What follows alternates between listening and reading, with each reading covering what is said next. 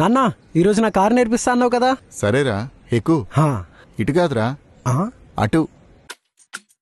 ఇటు కదా అటు వెళ్ళమంటారేంటి? ముందు సీట్ బెల్ట్ పెట్టుకోవడం మర్చిపోవద్దురా. సీట్ బెల్ట్ నానా.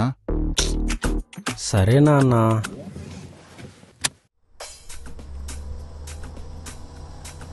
ఎదురుగా ఏదైనా వాహనం వచ్చినప్పుడు కనీసం 3 సెకండ్ల డిస్టెన్స్ మెయింటైన్ చేయడం వల్ల బ్రేక్ వేయడానికి టైం దొరుకుతుంది. వీలైనంత వరకు తక్కువ స్పీడ్లోనే వెళ్ళాలి. సరే నాన్న. సిగ్నల్ జంప్ చేయకూడదు. కారు నేర్పించమంటే ఇవన్నీ ఎందుకు నాన్న?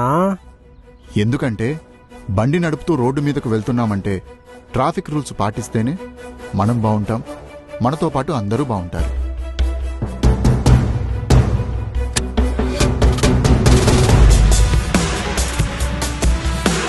ట్రాఫిక్ రూల్స్ పాటించండి, జాగ్రత్త వహించండి.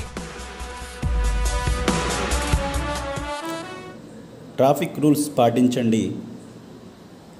మనతోటి ప్రయాణికులకు ఇబ్బంది కలగకుండా చూడటం మన బాధ్యత.